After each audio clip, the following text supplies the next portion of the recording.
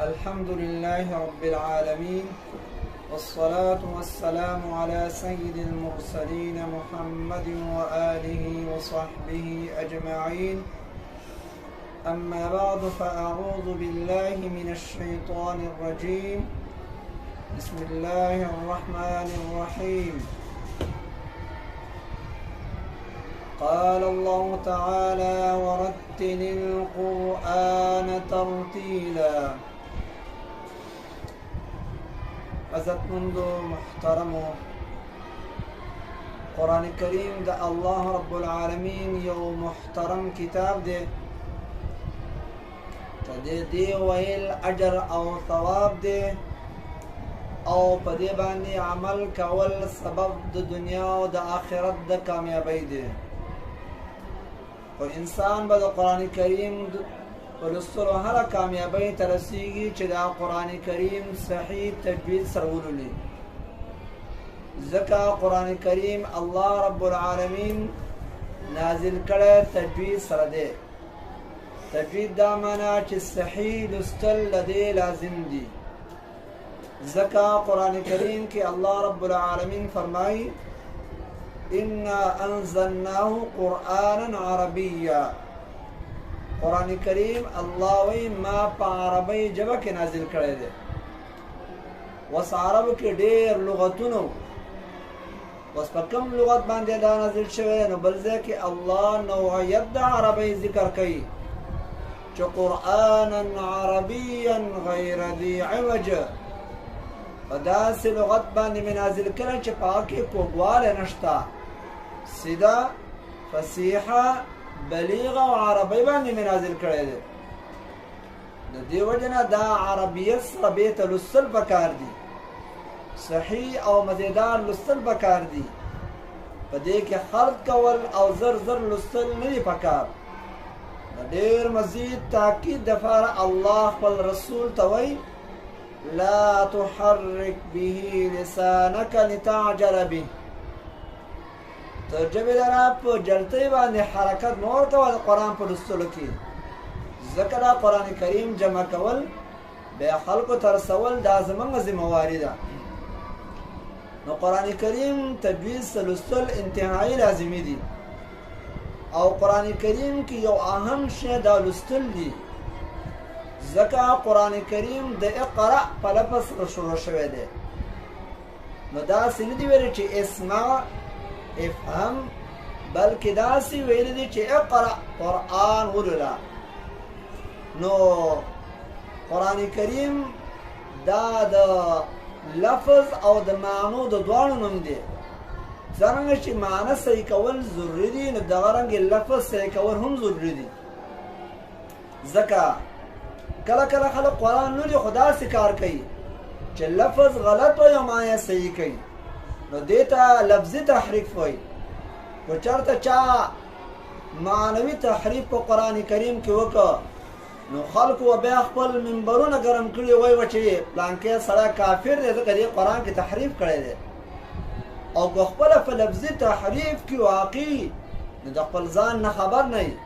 ولې داسې خلک په عربۍ هم نه پوهېږي. دا که په عربیت پوهېدلی نو ده ته به د خپلو الفاظو پته لګېدلی چې زه کوم الفاظ یم. خلک لفظ یو وایي معنی بله کوي. مثلا خلک وایي یدعو الیتیم، هغه یدعو الیتیم دی. داسې الحمد په ځای الحمد وایي چې د الحمد معنی بېل الحمد بېله ده. نو د دې نه د بچاو دپاره قرآن کریم تجوید سره لوستل لکه څرنګه چې الله دا نازل کړی او د دې حکم یې کړی دی. دا وجه ده چې څومره کتابونه راغلي آسماني، نو ټول کتابونه جمعا راغلي، یو ځای راغلي دي. لکه تورات په یو ځل راغلی، انجیل زبور په یو ځای راغلی. قرآن کریم الله رب العالمین لږ لږ را لېږلی دی چې په دې کې ډېر حکمتونه دي. یو حکمت خدا دی چې الله پیغمبر ته وایي: لنثبت به فؤادک، چې ستا زړه په دې باندې مضبوط کړم. او بل یو حکمت دا دی چې د قرآن کریم لوستل صحیح وشي او الفاظ صفا ولوستلی شي. او بل پکې دا دی چې یاره احکام به خلکو باندې بوډ نشي. دا کې فائدہ او په لګو لګ راځي دغه کې دغه چې په یو ځل نازل شوی وي نو خلقو ته د احکام شرعیه دا ګران تمام شوی وي نو قران کریم ترتیل سلسل چې الله د ترتیل د ویلو حکم کړي الله فرمایي ورتل القرآن ترتیلا تاسي قرآن ترتیل سول الله ترتیل په لغت کې صفا واضح لستر ته وي او علامه سیوطی د امام جزري یو قول نه نقل کړی دی چې هغه نسبت علی رضی ته کړی خو خدای چې دا قول د امام جزري رحمه الله شي ځکه چې خلکو وغته چې دا نسبت پورا علی رضی ته حاصل نه دی علماء قتلي دي نو امام جزري رحمه الله فرمایي چې ورتل القرآن ترتیلا مطلب سره امام جزري رحمه الله فرمایي چې ترتیل دی ته وي الترتيل هو تجويد الحروف ومعرفة اللقوف ترتیل پیژاندل حروف ته وي او صحیح کول د حروف ته وي ترتیل څه ته وي صحیح کول د حروف ته وي او پیژاندل د وقفونو ته وي چې تجوید الحروف به درجه لري او مخارج الحروف بل صفات الحروف او معرفة اللقوف درجه لري محل وقف کیفیت وقف چې کوم ځای کې وقف کې او په څه کیفیت سره کې دا د ترتیل اجزا دي شاه عبدالعزیز وایي د ترتیل یو څو اجزا دي او ترتیل پښتو کې یو څو شیزونه ته وایي یو وای دا چې هر یو حرف صفا ادا کول دارنګه د وقف او د ابتدا خیال ساتل چې سړی وکم ځای کې ودرېږي او کم ځای کې نو ابتدا کوي دارنګه حرکات صفا ادا کول او قران کریم څخه قدر اوچت اواز سلسل ځکه چې دا ملائک د انسان د لپاره اجر لګي چې زنا سره د اواز اوچت وي او ریدونکو د پته لګي د په غوګونو د قران کریم اواز ولګي او دارنګه د قران کریم په لستلو کې د شد او د مد خیال ساتله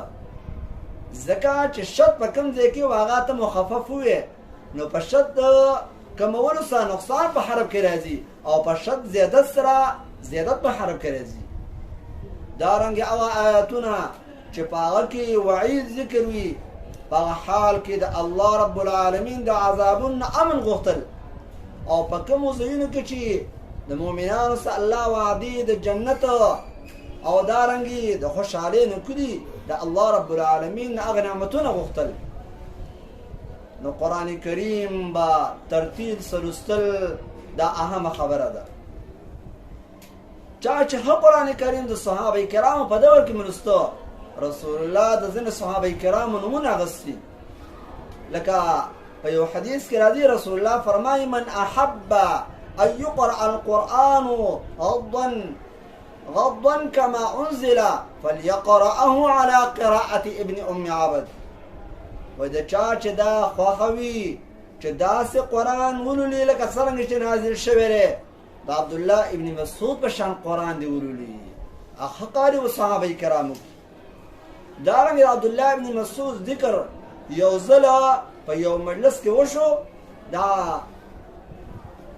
عبد الله بن عمر بن عاص رضی الله عنه په مکه دا ذکر وشو نو دا صحابي وایي چې ذاک رجل دا هغه سړی دی چې همیشه زه د عبد الله بن مسعود سره محبت کوم وای ولې ورسره کوم ځکه چې ما د رسول الله نه اوریدلی دي چې فرمایلی چې خذوا القرآن من اربعه د څلورو صحابه کرامو نه قرآن ذکي واوري او پاک اولنې نوم د عبد الله بن مسعود هغه سره او په دغه څلورو کې بل چې دینو سالم رضی الله عنه دی بل چې معاذ بن جبل او دارنګ ابي بن كعب نو ګره حق را په صحابه کرامو کې چې کوم خاص مشهور دنیا کې ترتیل سلسل دا سبب د دې چې آخرت کې و ترتیل سلولې ولی حدیث کې راغلی رسول الله فرمایي صاحب د قرآن ته ویل کی چې قرآن کریم لولا ورتل كما كنت ترتل في الدنيا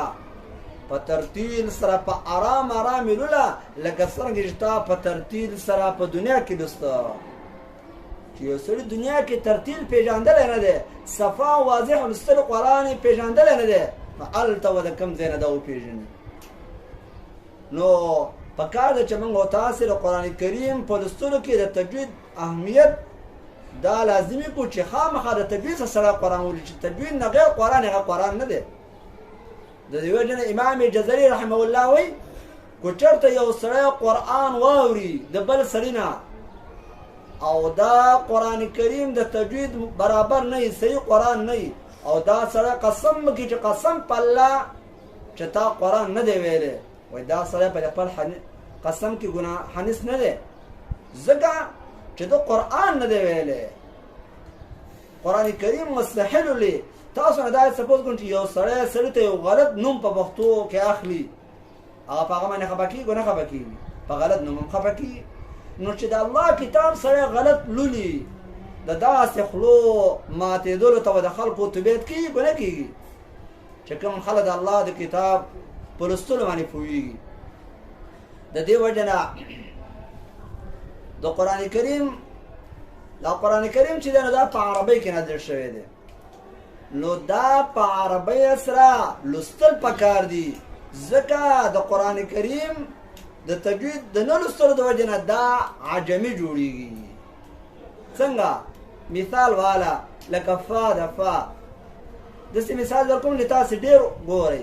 فا دا خلک وایي پتقون نو دا پا د پښتو شو او فتقون فا دا د عربی ده.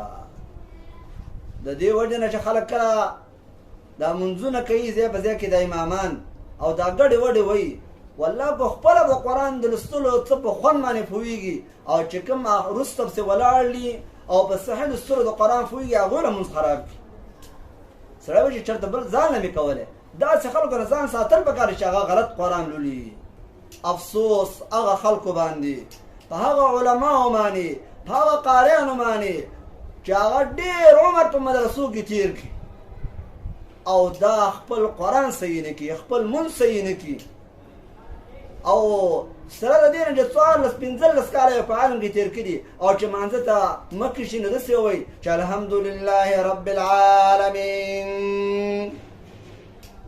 اسې په دې مونځ پسې یو ګپ لګوي خندا یې په عبادت پسې راغستي.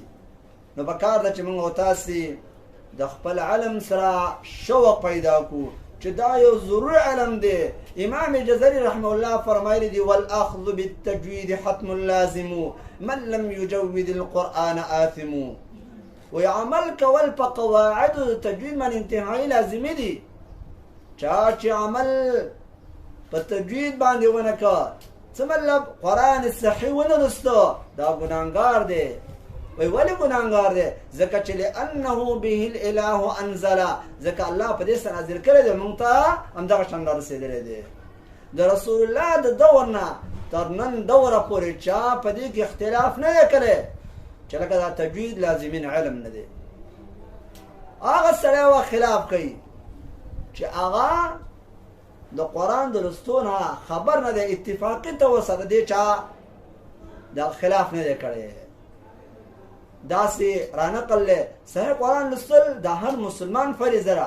هغه سړی و صحیح قرآن لوستل نه خو چا کافري کافر د قرآن د صحیح د بیکاره لوستلو څه فرق دی.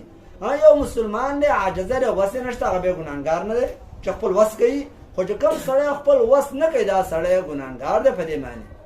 او چې خوشحالي کې غلط قرآن لوستلو باندې نو ما تاسو چې په خوشحالي کې دا بیا ټیک نه دی بیا د سړی اسلام نه وځي. علماء تشعار د دې په باره کې ویلي دي وی تجویده فرض کما الصلاة جاءت به الاخبار والآیات. وی تجوید داسې فرض دی لکه څرنګه چې دا مونځ فرض دی هلکه وی دې کې آیتونه او حدیث راغلي دي. خلک تجوید د علم ته وایي چې هلکه دا یو کال به خامخا ورکې دا کتابونه ولولي نو دا به تجوید دا به فرض دی. نه تجوید صحیح قرآن لوستلو ته وایي چې دا په هر مسلمان او په هر مؤمن زنانه باندې فرض دي. هغه عربي کو عجمي او دارنګه پښتوني کو پنجابي کو اراده دی چې ماته ثواب ملاوي شي نو دا قرآن کریم تجوید ته یادوي. وصلی الله وسلم علی نبی